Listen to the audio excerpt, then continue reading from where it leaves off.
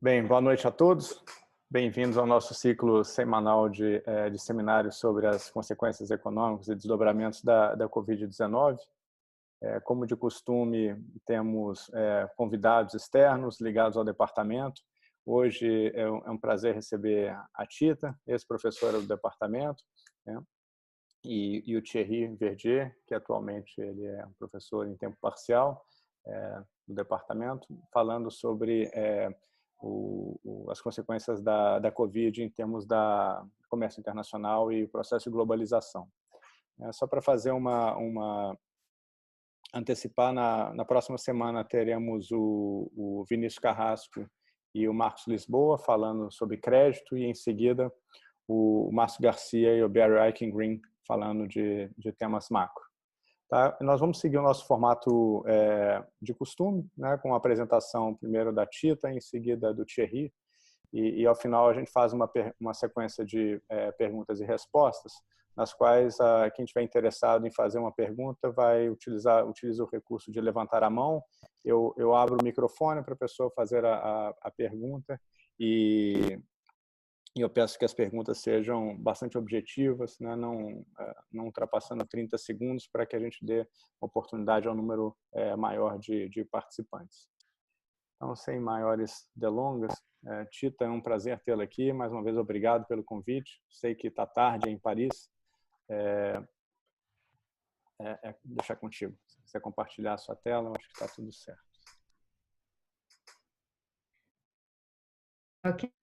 Bom, muito obrigada pelo convite de participar desse seminário. É um grande prazer estar de volta na PUC, ainda que agora 15 anos da minha vida na PUC, primeiro como estudante, depois professora, e é sempre um prazer estar de volta. Bom, deixa eu partilhar aqui a minha tela. Só um segundo. Tá funcionando, Juliano? Tá. Bom. Tá então, eu e o Thierry, hoje a gente vai falar sobre a globalização e comércio e política comercial no mundo pós-19. E aqui é um roteirinho da nossa apresentação. Eu vou começar falando sobre a globalização como um pano de fundo, porque para entender como que o Covid vai afetar o comércio internacional, é importante entender onde a gente está hoje, qual que é o status quo do comércio internacional, da globalização hoje. E depois a gente vai falar sobre os impactos do Covid-19 dentro desse contexto. E esses impactos a gente dividiu em basicamente duas partes, dois tipos de impacto.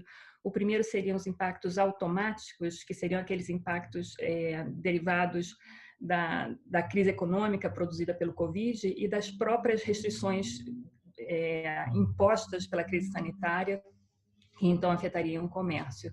E o segundo tipo de efeitos são o que a gente chama de efeitos induzidos, que seriam os efeitos pelas respostas dos agentes econômicos ou políticos, sociais, a essa crise. E depois a gente vai falar, o Thierry vai falar das assimetrias provocadas pela crise também, os impactos diferentes entre diferentes países ao longo do tempo e onde fica o Brasil diante disso tudo. Então vamos lá, a gente começa com esse plano de fundo, a globalização. Bom, primeiro a gente é importante entender o que possibilitou essa globalização, esse aumento muito grande do comércio que a gente viu nas últimas décadas. Tudo começou com uma grande diminuição do custo de transportes, com a invenção dos containers lá na década de 50, essa containerização diminuiu muito o custo de transporte e facilitou muito o comércio. O outro ponto desse tripé é o avanço tecnológico, principalmente a partir dos anos 90, houve uma enorme diminuição do custo de comunicação e da transmissão de informação entre países, o que também facilitou o comércio. E, finalmente, o que também é muito importante é essa relativa estabilidade geopolítica e também institucional dentro dos países. O comércio internacional é um tipo de atividade que envolve muito risco, é uma atividade que se envolve ao longo do tempo, envolvendo risco, então essa estabilidade é muito importante para que os agentes econômicos se sintam confortáveis de empreender essa atividade. E também no mundo, ao longo das últimas décadas, houve essa política de abertura comercial, inicialmente liderada pela Organização Mundial do Comércio, e tudo isso gerou uma grande previsibilidade no contexto internacional. E isso, principalmente essa diminuição do custo de comunicação, fez com que as empresas começassem a diversificar a sua linha de produção entre os países. Então, ao invés de você produzir tudo um só país e exportar para o resto do mundo, para outros países, a própria atividade produtiva foi diversificada em países diferentes. Então, cada pedaço de produção começou a ser produzida em diferentes países. E isso explodiu a partir da década de 90, porque esse desenvolvimento tecnológico e diminuição do custo de comunicação permitiu gerenciar essa complexidade da produção sendo feita em países diferentes. E as empresas começaram a fazer isso, ou abraçaram essa globalização, primeiro com o objetivo, obviamente, de diminuir custos, e explorando as vantagens comparativas de diferentes países. Então, se a gente pensar uma empresa em que uma etapa da produção, por exemplo, usa muita mão de obra não qualificada, ela vai produzir essa etapa da produção em um país com mão de obra não qualificada mais barata. Se tem uma outra etapa da produção que exige muitos trabalho qualificado, muita qualificação é mais tecnológica, essa outra parte da produção ela pode produzir num país que tenha vantagens comparativas nesse tipo de trabalho. E é claro também que com a globalização foi possível explorar as economias de escala com esse acesso ao mercado global. Então, o que a gente observou, que a gente pode ver nesse gráfico, é esse enorme aumento do comércio internacional. Aqui a gente tem a soma de importações mais exportações como proporção do PIB mundial. Aqui, a partir do final da Segunda Guerra, a gente vê esse grande aumento do comércio. E uma característica importante a partir da década de 80 foi que os países emergentes também abraçaram a globalização e passaram também a empreender políticas de abertura comercial. E o que acontece, e esses países emergentes que então entraram na globalização, alguns deles conseguiram entrar nessas cadeias globais de produção, notadamente o Vietnã, a China, a Índia, e houve uma grande diminuição da pobreza e uma diminuição da desigualdade entre os países. Agora, o que a gente observa é que quando houve a crise financeira de 2008, foi um grande baque para o comércio internacional, teve uma grande queda que a gente pode ver aqui em 2008, e desde então o comércio internacional vem diminuindo a sua potência em relação ao que acontecia antes. Isso aqui que esse autor está chamando de globalization do comércio internacional. E essa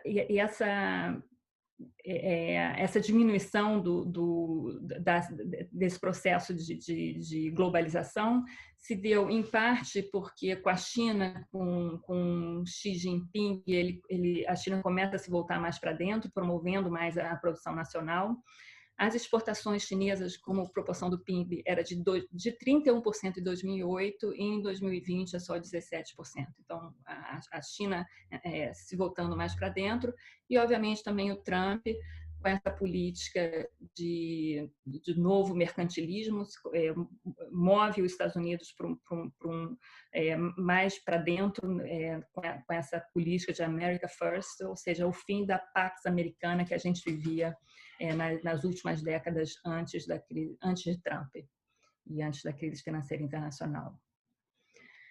E nesse período pós-2008, que o comércio começa a cair, a gente vê que começa também a ter uma diminuição da participação dessas cadeias globais de produção dentro do comércio internacional. O que a gente tem aqui nesse gráfico é a parcela das cadeias globais de valor como parte do comércio internacional. A gente viu que ela vinha aumentando desde a década de 70 e aumentando de forma acelerada desde a década de 90, e a partir da crise de 2008, a participação dela no comércio diminui, o que significa que ela está, então, caindo ainda mais, essas cadeias estão puxando para baixo o comércio, digamos assim.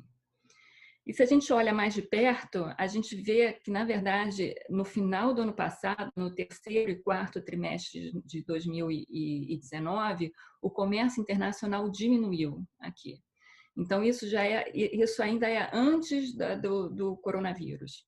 Antes do coronavírus chegar, a gente estava vendo o crescimento diminuindo, quer dizer, a taxa de crescimento diminuindo e se tornando negativa no final do ano passado. E o que está levando a essa diminuição do comércio mais recente, uma diminuição do comércio mais acentuada recentemente, pode ser explicada por esse gráfico. Esse gráfico mostra um índice de incerteza em relação ao comércio, em relação à política comercial. Esse índice ele é construído com base nos relatórios dos países da Economist Intelligence Unit. Eles pegam esses relatórios de 143 países e eles olham para o número de vezes que a palavra incerteza é mencionada próxima a uma palavra relacionada ao comércio e suas variantes. E o que a gente vê é que essa incerteza em relação ao comércio aumentou muito já desde aqui de 2014. Então, bem antes do coronavírus. Então, o quadro que a gente tem é um comércio internacional que vinha aumentando muito até 10 anos atrás, e desde a crise de 2008 para cá, ele perdeu a potência e, mais recentemente, desde Trump para cá, vem encontrando, então, um ritmo ainda mais devagar e mesmo diminuindo no ano passado. E aí, diante desse quadro, chega o Covid-19. Então, eu vou falar primeiro desse impacto automático do Covid, que é esse impacto que ocorre pelo efeito direto da pandemia sobre a economia, sem levar em conta essa reação dos agentes econômicos e políticos ao Covid.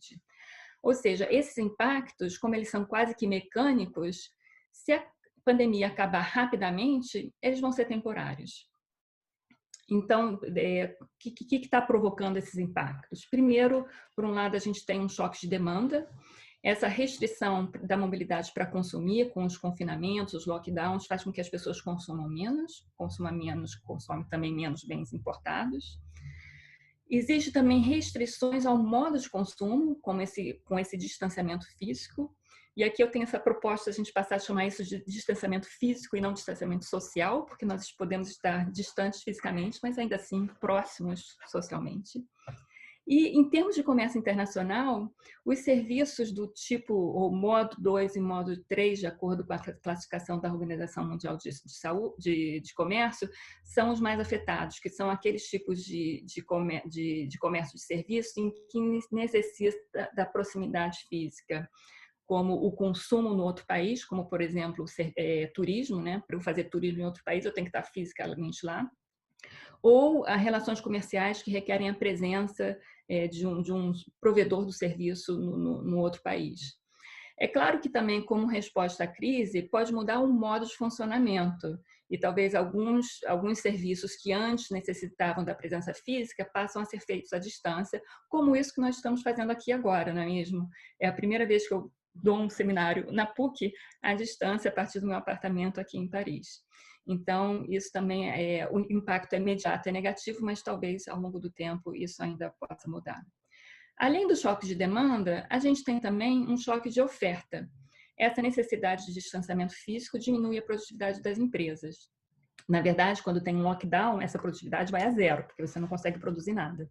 Mas mesmo sem o lockdown, quando você consegue produzir, como tem que ter distanciamento, isso obviamente vai perturbar a linha de produção e diminuir a produtividade das empresas.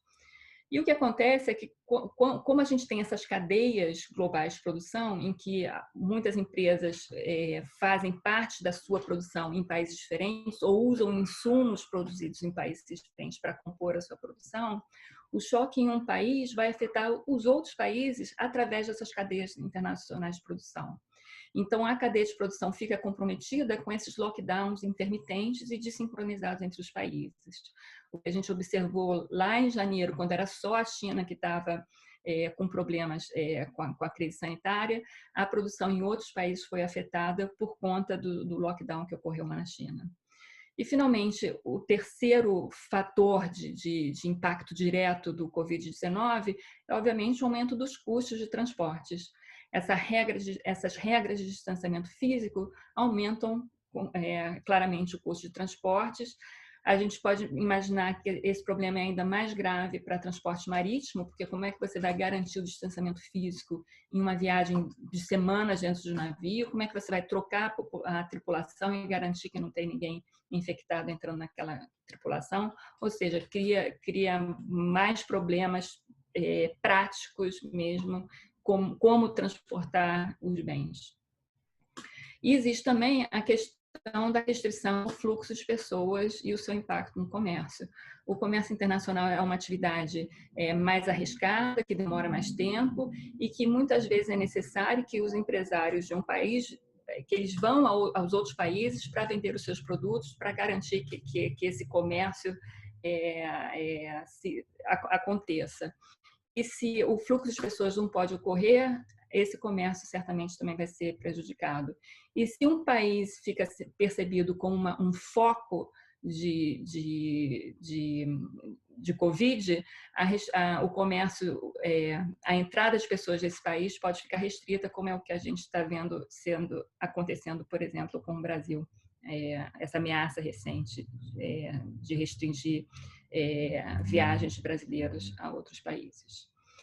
Aqui, para dar uns dados do que então já aconteceu até agora, a gente tem aqui esse dado da OCDE, alguns países e como que as exportações já foram afetadas. A gente vê aqui, por exemplo, no Brasil, as importações do Brasil do resto do mundo já caíram 20% em abril, uma queda bastante grande, na Coreia 9%. Também em abril, e o que a gente vê é que esse impacto no comércio dos países é variável, alguns são atingidos primeiro, outros depois, mas todos são atingidos de forma significativa em algum momento. Em relação ao que vai acontecer no futuro, a gente tem essas estimativas da Organização Mundial do Comércio. A Organização Mundial do Comércio prevê uma queda do comércio entre 13% a 32% em 2020. O que a gente pode ver aqui, isso aqui era como o comércio vinha vindo antes da crise de 2008. 2008 teve essa queda, né? Depois ela recuperou, mas não ao nível que ela vinha antes da crise de 2008. Ela continuou crescendo, mas de forma menos acelerada. E o que a gente vê é que a crise do Covid vai ter uma retração do comércio ainda maior do que a retração que ocorreu em 2008. Nesses dois cenários montados pela OMC. Então, isso é para o comércio de bens. Agora, o comércio de serviços também vai ser muito impactado por conta das restrições de transportes e viagens, o fechamento de comércio não essencial, o fechamento dos hotéis, dos restaurantes, entre outros. Para a gente olhar aqui alguns dados, aqui a gente tem a retração das exportações de viagens e serviços de transportes para alguns países, e a gente vê que todos estão caindo significativamente. Aqui a França caiu mais de 50% a exportação de viagens pela França. Os serviços, em geral, sofreram menos que transportes e viagens. Transportes e viagens, obviamente, são serviços que sofrem mais com a pandemia. Mas a queda nas exportações e importações de serviços também foi bastante significativa nos últimos meses. Esses são dados do que acontece num mês em relação ao mês anterior. Então, esses foram os impactos automáticos. Os impactos induzidos são aqueles que são associados às respostas dos agentes econômicos, agentes políticos e sociais à crise sanitária, como, por exemplo, a mudança da estratégia de produção das empresas ou alterações das políticas comerciais nos países. Esses impactos, como eles estão mudando o comportamento dos agentes, eles tendem a provocar mudanças que são ainda mais profundas e duradouras, ou seja, mesmo após o fim da pandemia, esses impactos ainda vão estar aí vigentes, mesmo que a pandemia acabe no futuro próximo. Bom, e esses impactos, quer dizer, por que as pessoas mudam o seu comportamento? Um grande fator de mudança de comportamento é o risco, e o risco que foi percebido de forma diferente devido à pandemia. A primeira fonte de risco, a gente pode pensar, é um risco em relação a ocorrerem pandemias por si mesmo. Então, isso aqui é um dado um índice de incerteza a pandemia, em relação à pandemia mundial. É um índice que é construído a partir também dos relatórios dos países da Economist Intelligence Unit, em que eles procuram a palavra incerteza, com suas variações, quando elas aparecem perto de termos relacionados à pandemia, que são esses termos que estão aqui nesse quadrado. Então, o que a gente vê, quando teve a epidemia do SARS, aumentou a incerteza em relação a uma pandemia mundial. A gripe aviária, a gripe suína e aqui coronavírus, esse índice explode. Na verdade, nem é mais uma certeza, é uma certeza, temos uma pandemia, mas aqui os dados mostrando isso. Agora, essa incerteza em relação à pandemia, ela tem um impacto também sobre a percepção de incerteza mundial. Então, tem um outro índice parecido com esse, que é um índice de incerteza mundial, construído de uma forma parecida, em que a gente olha, procura a palavra, o termo incerteza mundial e variações desse termo, que também aparece nesses relatórios dos países da Economist Intelligence Unit. Então, o que a gente vê, esse gráfico está aqui de 59 até 2020, é que essa incerteza mundial ela já vem aumentando ao longo das últimas 2 décadas. E, obviamente, ela explode aqui com o coronavírus, ela fica acima de qualquer coisa que a gente tinha antes. A gente teve aqui um grande aumento com as tensões em relação ao Brexit, a guerra do Iraque. E aqui, bom, só para contar quando eu olhei esse gráfico, eu me lembrei que quando eu comecei a estudar economia, mais ou menos por aqui, na meio da década de 80, eu estudei a crise do petróleo e quando me ensinaram a crise do petróleo, falaram, nossa, isso é uma grande crise, foi uma grande ruptura mundial, meu Deus, que coisa terrível. E quando a gente olha para o que tem acontecido recentemente, a crise do petróleo parece uma brincadeira de criança. Então, ultimamente, houve esse aumento de incerteza coroado com esse coronavírus agora em 2020. E além da incerteza mundial, a gente pode olhar para um tipo de incerteza mais específico, que é uma incerteza em relação à política econômica. E aqui também esse índice é construído de forma parecida com os outros. A gente olha para a frequência que as palavras economia, política e incerteza aparecem nesses relatórios de países. Novamente, a gente vê aqui essa incerteza em relação à política econômica aumentando desde 2010, principalmente. A gente tem aqui a eleição do Trump, o Brexit. E nesse gráfico ainda não aparece coronavírus, vai aparecer no próximo. No próximo gráfico, que é esse aqui, eu plotei esse índice de incerteza de política econômica, que é o mesmo anterior, mas por um período de tempo mais curto, que é uma média ponderada de todos os países, esse está em laranja, e a linha em azul é esse índice de incerteza em relação à política econômica do Brasil. O índice do Brasil, como a gente pode ver, está acima do índice mundial, o que faz sentido, o Brasil tem mais incerteza em relação à política econômica do que a média dos outros países, mas o que eu achei interessante quando a gente olha para o que acontece aqui com o coronavírus no início de 2020, obviamente a média mundial aumenta, mas o índice para o Brasil aumenta ainda mais, ele é amplificado pelas razões que a gente conhece e que não é o tema aqui desse seminário. Então, diante dessa incerteza global e que aumentou, os agentes econômicos vão começar a responder a isso. E aí eu passo a bola para o Thierry para falar sobre isso. Ótimo, obrigado, Tito. Thierry, um prazer, tudo aí. Ótimo, está contigo. Tudo bem. Então, muito obrigado. É um prazer, um grande prazer participar nessa série de seminários organizados pela PUC. E eu agradeço também muito o Juliano pelo convite. Eu vou falar em inglês porque meus slides são em inglês e também a minha capacidade de processar informação rapidamente em português é um pouco limitada, não só por causa do jet lag que existe entre nós e o Brasil, mas também para a minha capacidade de falar rapidamente em português. E vocês entenderem também meu sotaque francês. So I'll go through in English directly. So basically, what I'd like to do now is, I don't know why it doesn't work. Okay. Mm-hmm. No. Yes. Okay. So the plan of my presentation will be on after that. Christina, she mentioned in terms of the basic context in which the trade pattern was affected by the COVID-19. I'd like to talk about first the induced responses on the side of the governments, in particular the trade policy responses that happened during the pandemic in the very short run, and then try to reflect on longer-term perspectives on the trade responses that may happen in the future, the next future, the new future. Let's say the new normal that will come up in the next couple of months or years. In particular, different types of responses from the corporate sector, firms, and governments.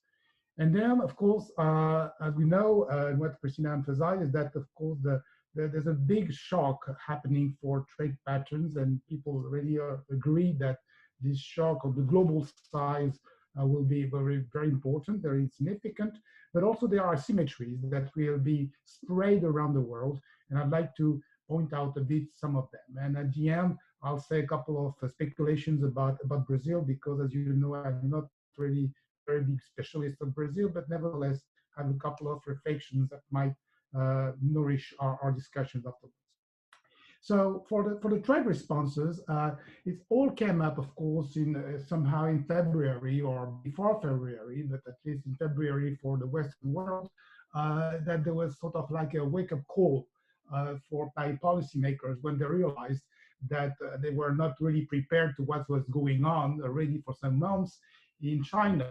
And here I just put up the famous quotes of senior advisor President Trump, Peter Navarro, who basically said that they learned that essentially they were very much dependent on other countries for the supply of needed items that were necessary to deal with the spread of the pandemic.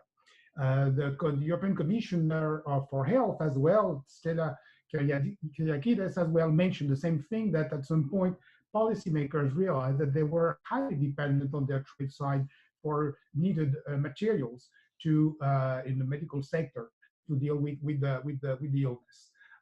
And of course, the reaction of those governments in all times were essentially to be reactions that were uncoordinated, inefficient, and very much short-sighted, as is usually the case when you have a big shock happening in an economy.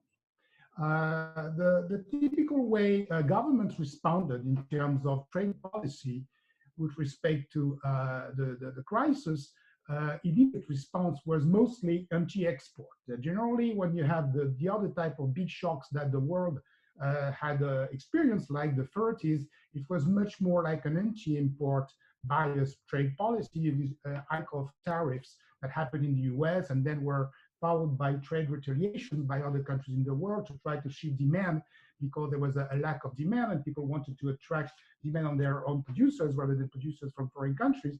Here in the case of COVID, basically the situation was a lack of local supply, a spike of demand, and therefore try to increase as much as possible domestic supply for their medical sector. And it was materialized by export bans with restrictions on medical supply exports. And this is showed here in this graph, that is a graph collected by an institution called Global Trade Alert, that basically gathers every day numbers of reports, announcements by governments and in the media as well, on different types of restraints that are imposed on trade or liberalization processes that are undertaken on trade. And basically it suggests here that up to now, something like 86 jurisdictions basically reported to implement an export ban on their medical supplies exports. And as you can see, it all started, of course, in China, where it's in yellow here, and then as the pandemic evolved, it spread around other countries, and the orange countries first in March, and then even Latin America was relatively earlier on going on with those export bans. And then, of course, the US itself started to implement those restrictions. At the same time, of course, the governments as well tried to, on the other side, to liberalize as much as possible their imports of medical equipment, even if actually that it didn't work that much, because the export bans on the other side were preventing them from getting the necessary equipments.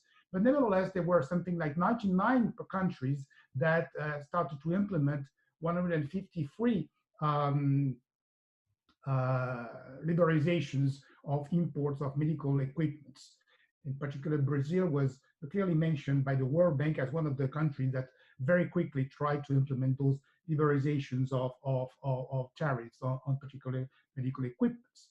Now, the problem was that many countries actually got to a bigger tie neighbor types of policy that spread as the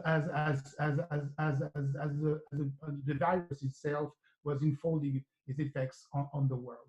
And as you can see here, started with China, which of course reduced its exports of personal protective equipments. Then even in Europe, there was a very serious lack of coordination, lack of unity. All countries, most of them, started to basically impose restrictions against each other, as well as non-EU countries.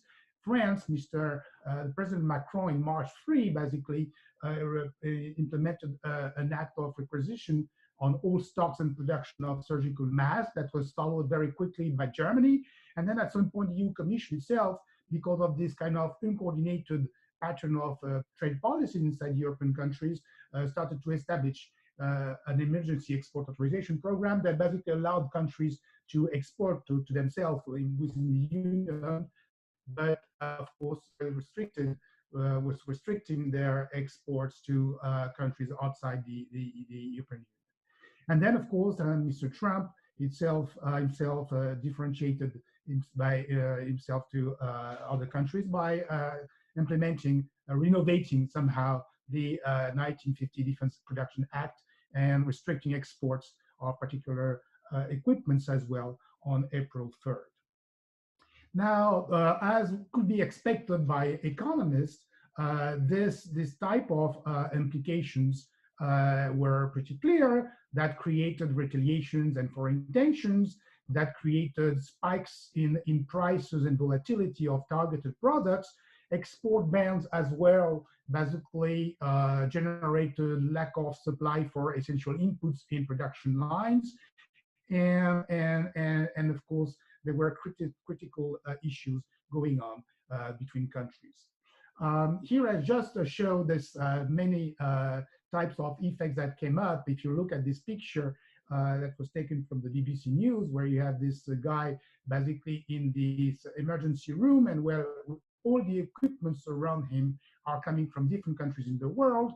And mainly that just suggests that all the policies implemented by the countries were very short-sighted, because they basically overlooked the very strong interdependencies that were existing in the COVID goods sectors. As you can see, many of the countries here are mostly Germany, China, the US, and France, and those countries overlap strongly in terms of the supply of the different goods between themselves. This can be more formally suggested by this table here that looked at the pattern of trade of the top traders in COVID-19 goods, and that reveal a strong trade overlap. As you can see, more specifically, you have here the intra-industry trade index that reflects essentially the importance of intra-industry trade in those sectors. And as this index is going closer to 1, there is more overlap within industries in that particular sectors. And as you can see, most of the indices computed for the different countries here are over 0.50, which suggests really strong overlap, and therefore clearly very negative externality that happened with the export bans that were generated by different countries at the time of the crisis. So those, of course, as I suggested, created a number of inefficiencies, and that was basically the first responses that came up at the moment of the panic, when people wanted to have very essential supplies of equipment for their medical sectors. Now, what I'd like to do is to get into now just a number of more sort of longer term trade responses.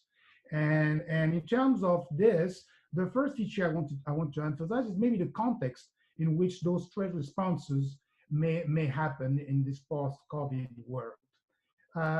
What the COVID crisis revealed essentially are a couple of features that are important to understand eventually how we can project the trajectories of the world economy in the next future. The first thing, of course, is that the COVID-19 exposed a big vulnerabilities of global supply chains to the disruptions. And essentially it revealed that there was a strong interdependence of natural manufacturing sectors in the global value chains. The second feature is that China, well, was a unique player in this global arena. And particularly that was a very important and one of the central player in terms of trade and intermediate inputs. And finally, another feature was that most of those global value chains have a very strong regional character, as I will suggest in a couple of minutes. Finally, and to the point for policymakers in the Western world, they realized that they might have some kind of excessive reliances on China for strategic goods that are important for fighting the pandemic. Here, this is just showing nice pictures of networks of global value chains, and this is here reflecting already those features I mentioned in the previous slide, namely the importance of interdependencies across countries for trade global value chains. Here, this is just for the ICT sector, so it's an high-tech sector. And what you can see from the years 2000 to years 2017 is basically that you have a change of the hubs compared to the previous period. In the 2000s, there were three hubs, the European hub here, the American hub, and the Asian hub with Japan at the center of that hub. And when you go to 2015, as you can see, there's a replacement of Japan by China, and eventually also a growth of Korea in that particular sector. The second graph here reflects complex global value chains. The difference between complex global value chains and simple global value chains is that simple global value chains are simply chains where you have just one-way trade of intermediates. Intermediate goods just cross one border to be produced in one country and used in a different country. When you think in terms of complex global value chains, then you may have back and forth trade across borders of various types of intermediate goods to third countries, and therefore there is much more significant interdependencies going on in those value chains. And as you can see again, for those complex trade networks, China comes up as a very strong partner hub in the Asian region, while Germany and the US remain strong in the other two main networks. Now, we can also see is that in a different way, which is here a table reflecting the exposure of a country's manufacturing sector to another country manufacturing sector in terms of its direct and indirect contribution to intermediate goods. And basically here you take a raw country and look and the numbers on the row for that country reflects the importance of its exposure to intermediate goods supplies by a vertical column country. And what you can see from this map is that essentially first you have this red column, which suggests that actually over important exposure of all countries in the world to intermediate goods coming from China. The second feature is something that also was reflected by my previous network features, namely that essentially you have principal matrices that reflect the high regionalization of those exposure and indirect exposure of countries to intermediate trade in intermediate goods. And the final one is something that I will return on later, that for Brazil, as you can see, Brazil is a country that was not particularly well inserted into the global value chains, and where its exposure to manufacturing of intermediate inputs from other countries in the world is relatively weak.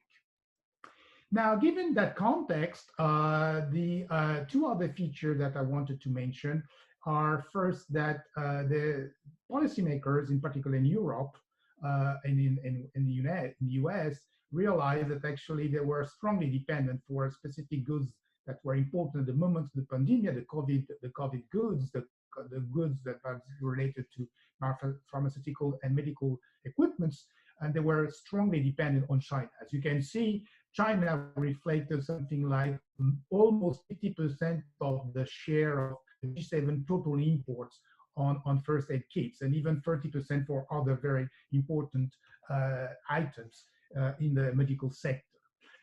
This is also suggesting the same feature, and that's basically a graph, a chart here that is an illustration of the common thing that people discovered, that we all consume paracetamol coming from China, and that we are almost 90% dependent on paracetamol produced in China.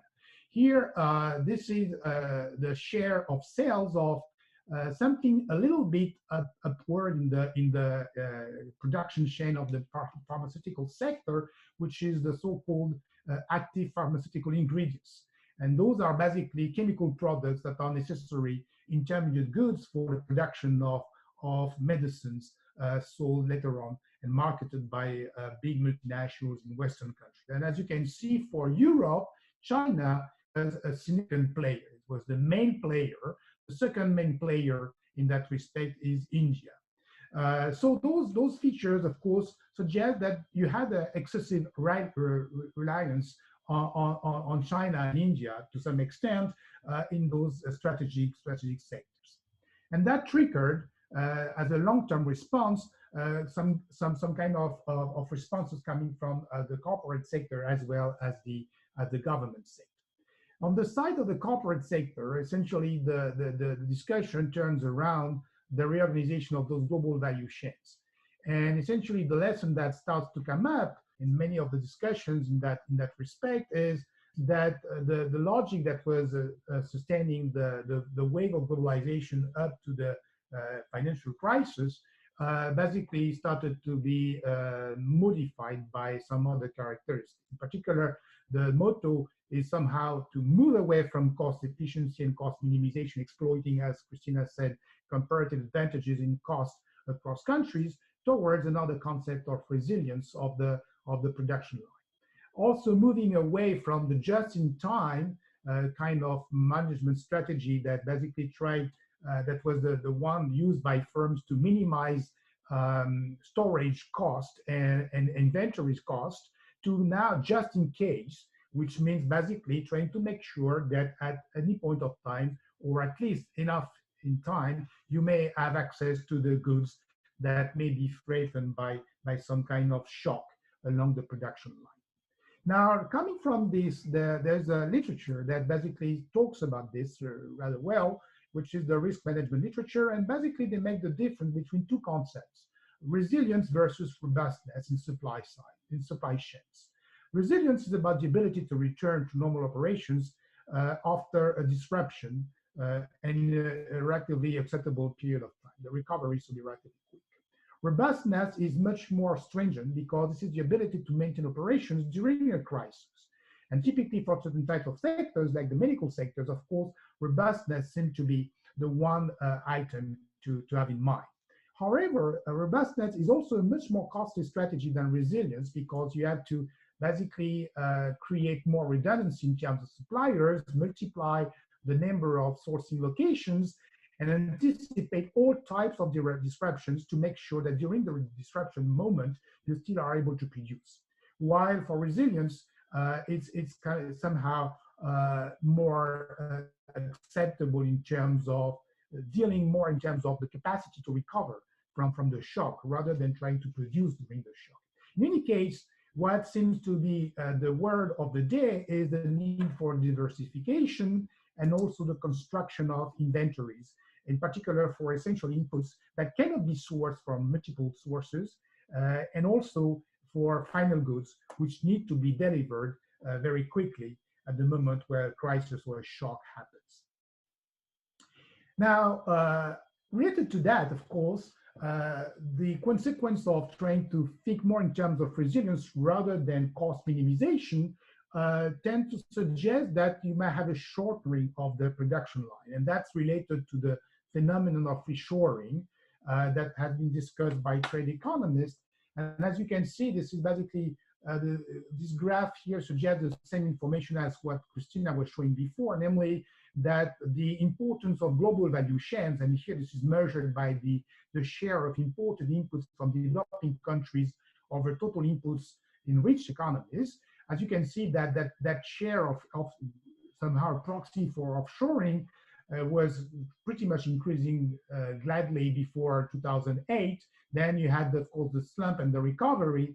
And after that, because of the tensions with, between the US and China, there was a flattening out of this process of offshoring. So that basically one of the questions that started to come up at the moment of the pandemic is that whether this process of reshoring was much more like just an acceleration of already a current trend that was going on before the crisis came up. The reason was, of course, that maybe firms already had anticipated the important element of flexibility to adapt to the increased uncertainty that Christina mentioned before, and that was probably very much related to the trade tensions between China and the US.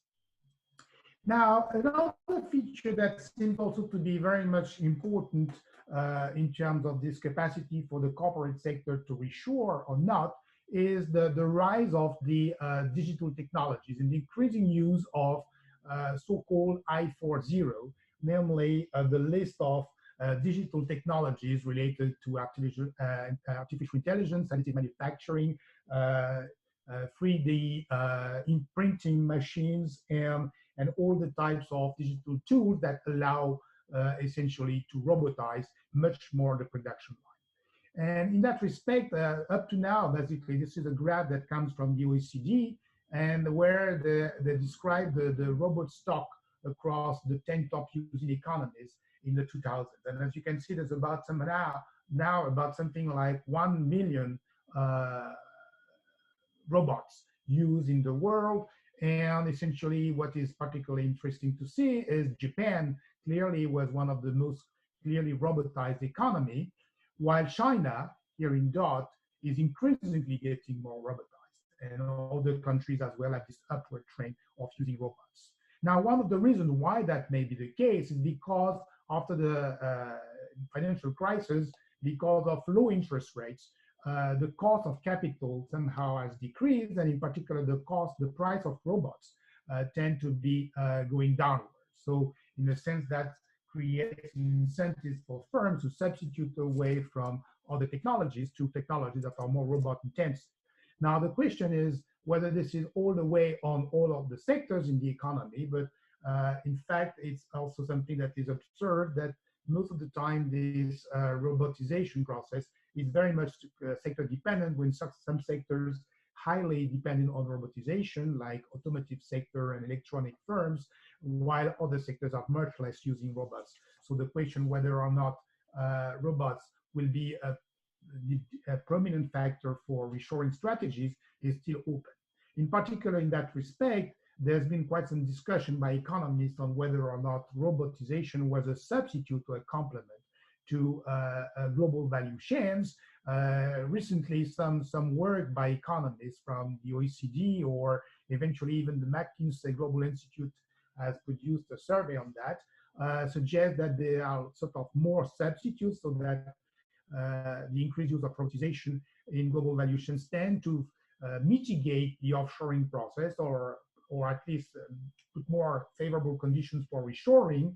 Another study by Arthur Bastos and co-authors from the World Bank suggests that it depends very strongly on the sectors, and that for some sectors there seems to be some substitute effects, and for other sectors it's more complementary complements between robotization and offshoring, and therefore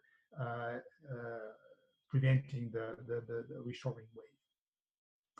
Now, in terms of governments, of course, started also to react with respect to the shock of COVID-19. And again, here, it has been described as somehow an acceleration of the process, which already was on its way with the tension between China and the US. And the name of it is economic nationalism or decoupling. And here I just put some quotes of reflecting that point of view of policymakers in terms of incentives for greater self-reliance on domestic supplies and repatriation of the international global chains. And as you can see on both sides, there's an emphasis for the re-implementation of sort of policies that for some time trade economists think were out of the space, like industrial policies and subsidies and promotion of national and regional champions. The argument for that economically is the so-called national security argument, which there was actually in the 70s, at the time of the Cold War, quite an interesting trade literature that started to investigate this issue of whether or not there was a good reason to depart from free trade, or at least trade liberalization and exploitation of comparative advantage in particular contexts. And the famous paper by Bhagwati and Srinivasan was then followed up by another set of papers that suggested that for specific industries where actually you have some threat of embargo or trade restriction, such as defense industries, typically there could be a case for some degree of so-called economic nationalism, thereby protection. Now, I think that this argument will certainly come back more strongly in the next future, and in particular will be extended to all the strategic sectors. It's clearly the case that it was actually the origin of the common agricultural policy in Europe, that actually Europe had to be sort of independent from the rest of the world for foodstuff after the Second World War. That will certainly be renovated to some extent. And as well, of course, there are other sectors which they attracted the high science in the COVID-19 crisis, health equipment, pharmaceutical, and probably other high-tech goods related in particular to digital technologies, the 5Gs and other complex GPCs that will be considered as being very essential in the economic recovery after the pandemic, like the automobile sector and eventually electronics. So what we have here now is sort of a revival of this argument of national security argument expanded to many, many other sectors, and that therefore, as I said, would suggest the strong implementation of industrial policies, national champions, or eventually regional champions to some extent, favoring the repatriation of global value chains to some important elements. As I said, everybody agrees that the shock will be tremendous for all over the world. As Christina suggested, and the estimate of the WTO is that even in the best scenario, world trade will decrease by 13%. In the worst scenario, it might go up to 30%. So that's something that is pretty much clear. Now, on top of that, something that maybe is a bit less discussed is that there might be some strong asymmetries all over the world in terms of how this adjustment process will go on. And the reason why just a second. Asymmetry. Yes. I'm just aware of the time, so. Yeah. Okay.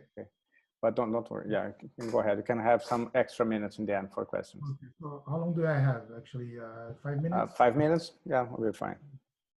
So there are different types of asymmetry that may be important to keep in mind. One of them is that this process of infection, health infection, that basically lead because of the measures taken on supply side infections can go back and forth if there are other waves of virus infections.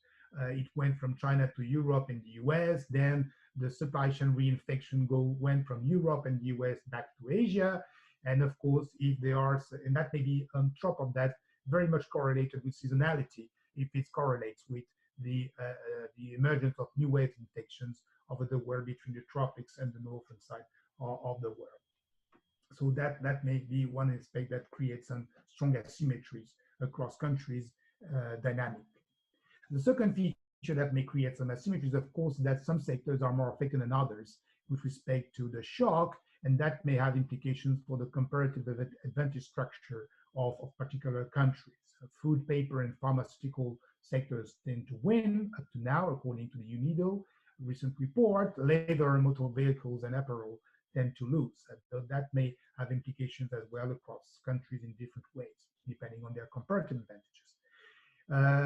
In terms of also the differential effect on countries and sectors, another characteristic that so far was not so much emphasized by trade economists, but now may be much more emphasized, will be that the contact intensity and movement intensity will matter across sectors and countries. This is something that Christina talked also about, in particular for services. Mode 1, which is about trans-border services, electronic services, will probably be favored, and modes 2, 3, and 4 that relate more to proximity of supply and consumption or services will be affected, with consequences, of course, on countries that depend highly on income generated by those services, in particular related to mobility with migration and remittances flows. For FDI as well, some asymmetries might be coming up. The reshoring response by firms will impact differently countries depending on at which stage of the global value chain those countries are inserted, whether they are forward global value chains, namely selling their intermediate inputs to other firms for exports, or they are backward inserted, buying imports from foreign countries, intermediate import from foreign countries to sell for their exports. That may be important in terms of the impact of FDI for those countries. As well, other characteristics different from the standard ones that determine FDI flows, like productivity, institutional or traditional policy, tax environments, may matter. In particular, credibility issues that are more related now to how a country can deal well or not with health logistics, and therefore prevent or not a second wave of pandemics to happen in the next future. And as well, of course, the fiscal space that can be available for a country to deal with the economic recovery after the pandemic.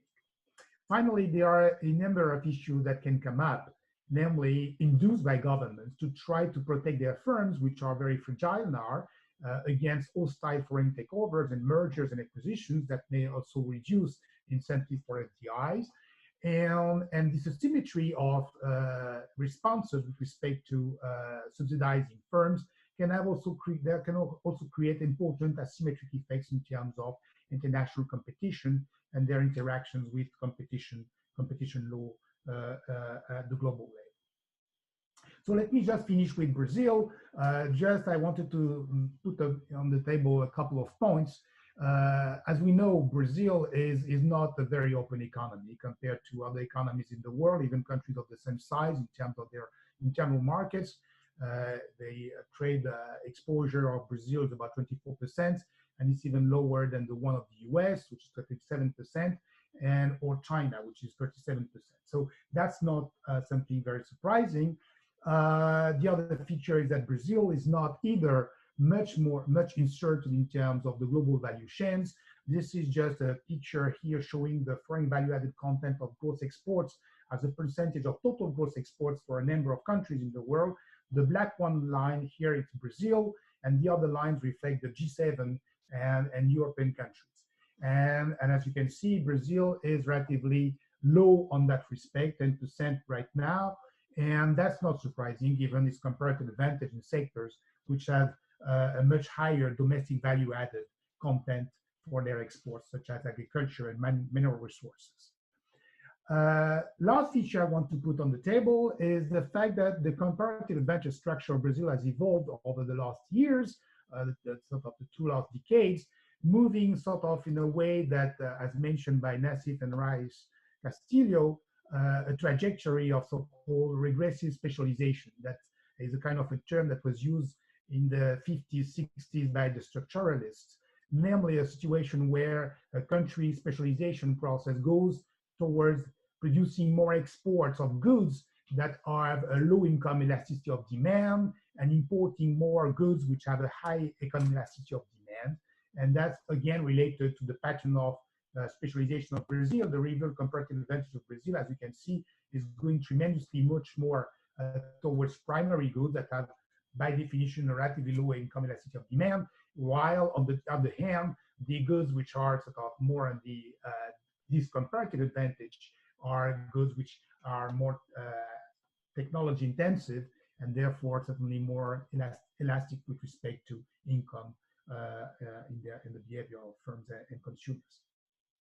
Those features suggest 2 points about Brazil with respect to this perspective from the international economic point of view.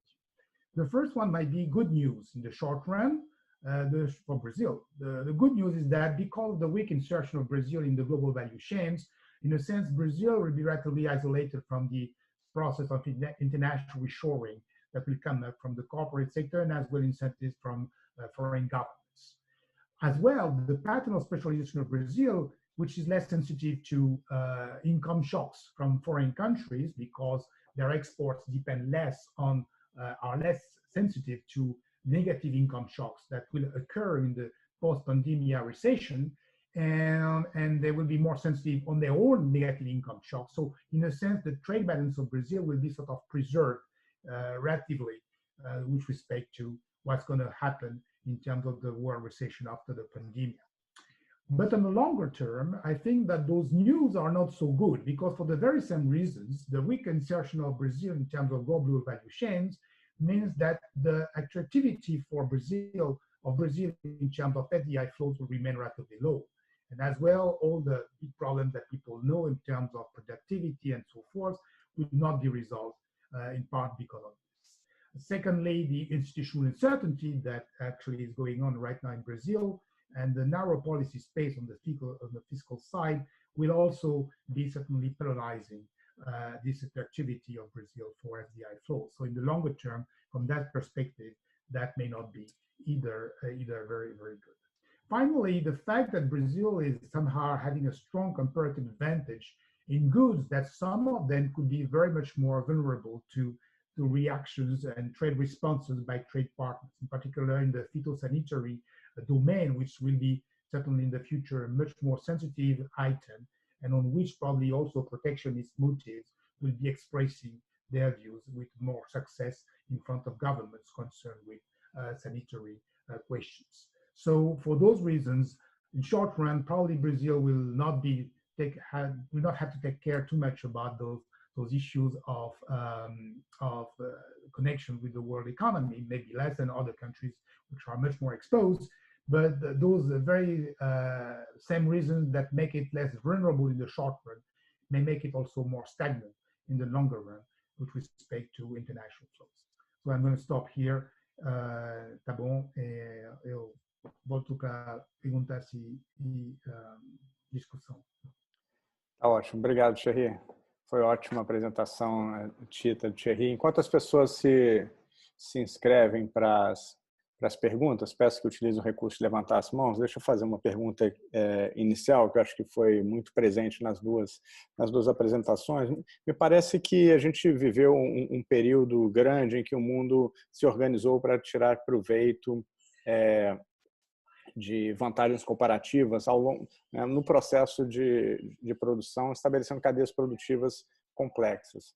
E pelo que eu entendi das duas apresentações, acho que essa crise parece ter provocado um certo rebalanceamento na importância relativa, de você tirar proveito dessa vantagem comparativa e, ao mesmo tempo, se expor a riscos de suprimentos. Acho que a coisa do just in time e just in case, que eu acho que é uma nomenclatura bem interessante. Acho que seria legal se vocês conseguissem comentar um pouquinho sobre isso.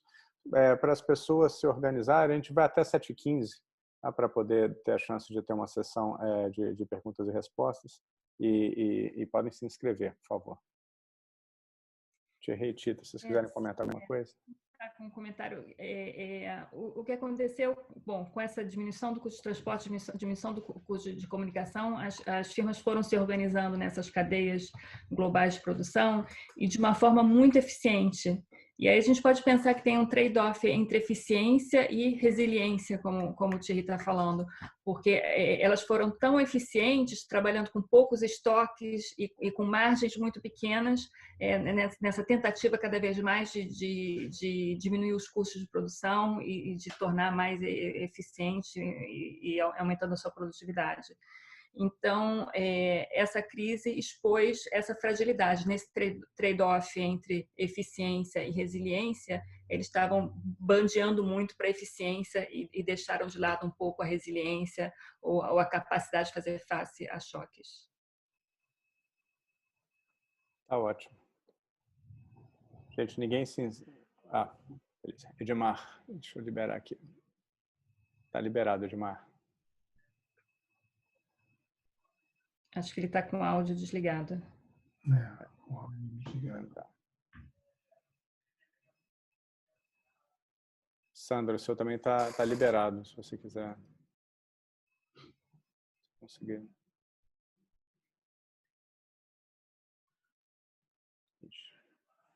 Problemas técnicos.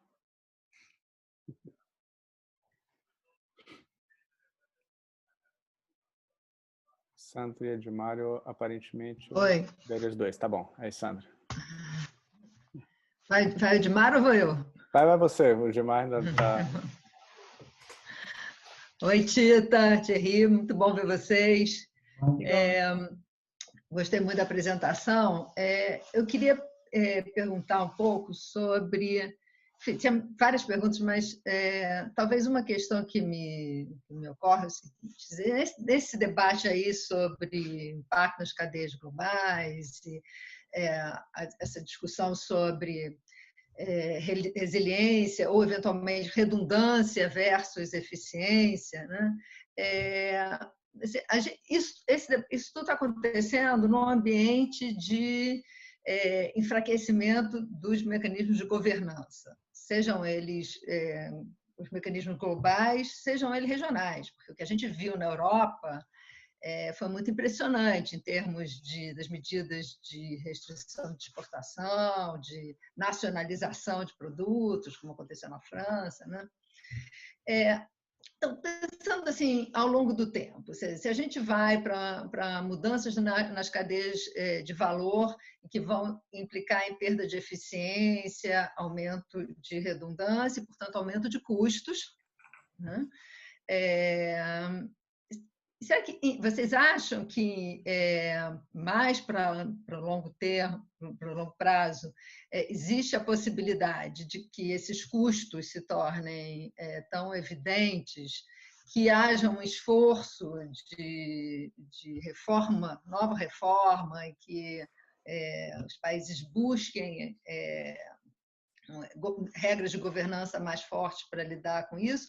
Ou não? Vocês acham que isso é uma tendência que vai prosseguir e que os mecanismos de governança e de cooperação não têm muito espaço nesse ambiente?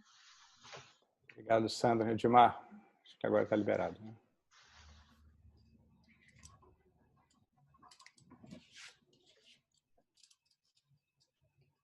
Edmar?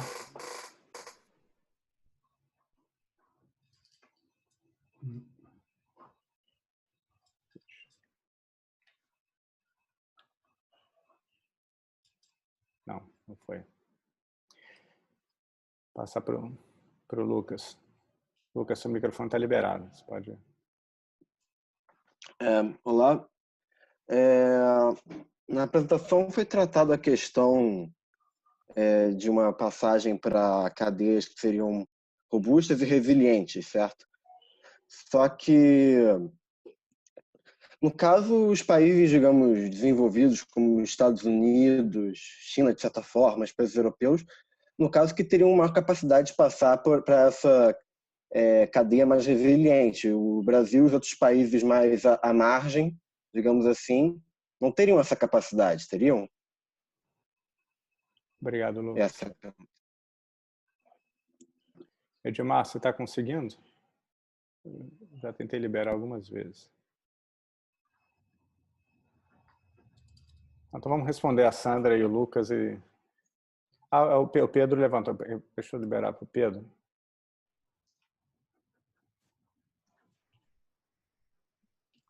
Malan, você está liberado. O Edmar liberou também. Edmar, conseguiu falar?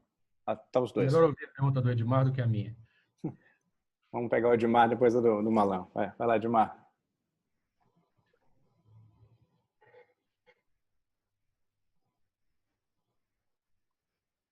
O Edmar hoje está difícil. Bom, Pedro, vamos contigo. Vamos lá. É rápida a pergunta. Primeiro, eu queria agradecer muito. Eu ouvi com maior interesse as duas apresentações, achei excelente, levantaram um número enorme de questões. Dado o adiantado da hora, eu vou ser mais... Tem uma pergunta que eu acho que eu gostaria de ouvir a opinião de um de vocês, ou dos dois, desde que a resposta fosse rápida, que eu quero ouvir dos outros também. Vocês todos viram a luz... Estava vendo a apresentação de vocês, estava pensando nas estimativas, por exemplo, do Fundo Monetário Internacional para uma queda muito expressiva do produto dos países desenvolvidos esse ano, mais de 6%, e a queda real, mas uma grande recuperação já no ano 2021. Com a queda que está programada em menos 13% a menos 30% do comércio, uma queda muito superior àquela extraordinária que foi em 2008, 2009, e com todas as razões, botando junto tudo que vocês falaram aqui, é difícil imaginar uma recuperação em V da economia internacional, como o fundo diz. É bem verdade que eles condicionaram isso, disseram que tem downward risks ali, condicionaram a questão da evolução da Covid, da descoberta de vacina, mas uma vez feito isso, ainda tem muita gente nos mercados e nas instituições que acham que é possível ter uma rapidíssima recuperação da economia mundial, países desenvolvidos e nos outros. Eu não acho isso e gostaria de ouvir a opinião de vocês. Acho que nós estamos com dificuldades, em parte por razões que vocês apresentaram aqui, de alguns anos ainda turbulentos pela frente, com muita incerteza e muito nevoeiro espesso ainda nos anos à frente. Não digo apenas do resto de 2020 e 2021. Mas essa é a minha impressão, para quem conhece a elasticidade de 1,8 a 1,9 com que o comércio internacional se expandiu em relação ao crescimento da economia global nas décadas anteriores à crise de 2018. Tudo isso que vocês mostraram mostra que essa relação assim de elasticidade extremamente alta da expansão do comércio global, que beneficiou muitos países do mundo, não vai se materializar seguramente com a mesma intensidade ou perto dela nos próximos anos. É só isso que eu queria ouvir o que vocês teriam a dizer, se for possível. Edmar, resolveu o problema do microfone? Não, acho que não. O Edmar está escondido num lugar e que o... eu acho muito que... ruim. Tá bom, então vamos passar as respostas, então. Edmar, se for o caso, manda pelo chat. Fazer um comentário sobre a pergunta da Sandra, uma pergunta muito boa, quer dizer, já que existem essas fricções que fazem com que você essa busca de eficiência das empresas nas cadeias globais de produção, elas não possa mais ser perseguida, né? As firmas vão ter esse processo de reshoring mais intenso, e isso vai aumentar os custos de produção. Então, se não seria o caso então dos países se juntarem, tentarem resolver esses problemas para que a coisa consiga se desenrolar de forma mais tranquila no futuro. O fato o que a gente vê no mundo, em muitos países, é um aumento cada vez maior da irracionalidade e não da racionalidade. Então, eu não consigo ver isso acontecendo, os governos e as instituições conseguindo, nesse momento, encontrar uma forma de guiar tudo para tentar resolver esses problemas. Por outro lado, eu acho que talvez um pouco menos de offshoring também seja bom, mesmo que aumente os custos. Se a gente pensar em termos de ecologia, todo esse offshoring que foi feito de uma forma um pouco, talvez, exagerada, uma tensão e um estresse para o meio ambiente em que o que a gente está vendo que o planeta não pode suportar. Então, não acho que talvez, nesse trade-off, talvez fosse bom ter um pouco menos de offshoring. Só para acrescentar, o Edmar fez a pergunta no chat, ele está perguntando em que medida vocês acham que acordos comerciais podem ajudar nesse contexto, né? Uma nova safra de acordos comerciais ajudaria nessa resiliência. Eu acho que está conectado com as outras questões. Para responder um pouco também a pergunta da Sandra, acho que tem dois lados. Um vai depender muito dos resultados das eleições americanas, que vai acontecer em novembro, porque acho que se o Trump for reeleito, vai continuar como que é agora, quer dizer que não vai ter uma governança global, ao contrário, vai ter mais tensões entre a China e os Estados Unidos, e cada um dos blocos vai tentar, então, achar seu próprio caminho. E não vai ter cooperação grande ou significativa no sentido de melhorar o comércio internacional, a liberação do comércio internacional.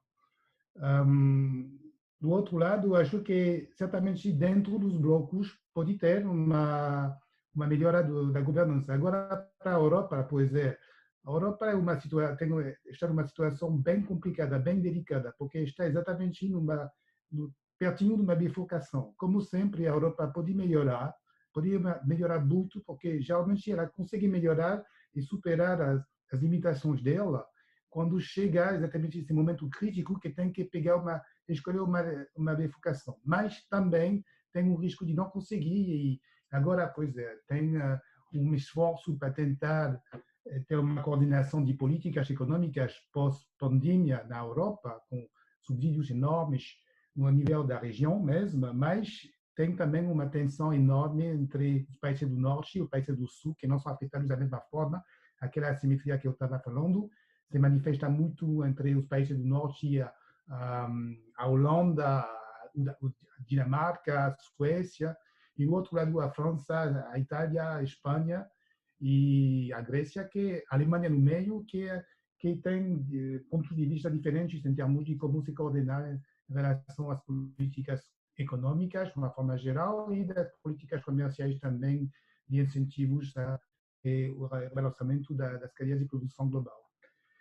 Em relação a cadeias robustas ou resilientes, é verdade que o Brasil não está bem na margem. Então, mas ao mesmo tempo não é tão assim importante em relação a outros países, considerando outros países que têm muito mais problemas de rebalançamento das cadeias de produção vis-à-vis a China, em particular.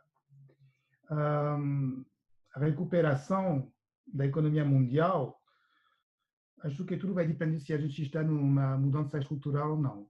E isso vai ter investimentos, certamente, que vão ser feitos nos próximos meses, para, tipicamente, em alguns setores da produção, que vão tentar, certamente, se digitalizar mais. Vai ter incentivos também formais das nações, que vão tentar também induzir as firmas a se rebalançar em termos da cadeia de produção. Então, isso, a minha impressão é que vai mudar os parâmetros da elasticidade da economia mundial o PIB mundial, que acho que pode ter um efeito que ainda a gente não sabe, e então, considerando isso, não sei se realmente a recuperação vai ser bem forte nos próximos anos. Fazer um comentário sobre isso. Eu acho que um grande problema vai ser a maior desigualdade que isso vai causar entre os países, porque países assim que eu vejo, por exemplo, aqui na França, o governo está dando uma ajuda enorme para as firmas, para as pessoas durante esse período de lockdown, e o período em que a atividade econômica estava reduzida. Então, é muito mais fácil para a estrutura produtiva se manter e uma vez retiradas as restrições, ela conseguir continuar produzindo e aí poder ter uma recuperação mais forte. Enquanto que em outros países menos desenvolvidos ou com maiores dificuldades institucionais, o governo não tem essa capacidade de manter a estrutura produtiva em suspenso para depois do lockdown ela poder continuar produzindo. Então, a estrutura produtiva se desfaz, porque não consegue se manter, e aí, quando a restrição não vem, você não tem mais estrutura produtiva, e aí é muito mais difícil ter a recuperação. Então, a recuperação, eu acho que essa crise tem um grande risco de aumentar muito as desigualdades entre os países. E em relação à pergunta do Edma sobre acordos comerciais, tem 2 pontos. Acho que acordos comerciais formalmente não impedem de jeito nenhum qualquer país a tomar medidas de restrições comerciais. A gente viu isso na Europa, cada um fez como quiser. E depois a comunidade europeia tentou coordenar uma forma de restrições, porque isso gerou muitas tensões dentro do bloco europeu mesmo. Agora, a longo prazo, acho que o rebalanceamento da cadeia de produção, sim, os acordos regionais vão certamente ser usados para rebalançar de uma forma mais eficiente entre blocos as cadeias de produção. Então, a gente vai ter, como sempre, os efeitos de trade creation versus trade diversion, efeitos que vão aparecer de uma forma geral quando esse rebalanceamento vai acontecer. Tá ótimo, gente. Acho que dado um adiantado da hora, tem algumas perguntas aqui ainda, mas acho melhor a gente encerrar aqui, já agradecendo imensamente a Tita e o Thierry. Acho que foi uma discussão muito rica. Muito obrigado pelas apresentações. Acho que esclareceram vários pontos. Foi muito bom. Agradecer ao pessoal que ficou firme aqui até o final. Então, até semana que vem com o Vinícius e o Marcos sobre crédito. Tá bom? Obrigado, Tita. Obrigado, Thierry. Boa noite, pessoal. Obrigada.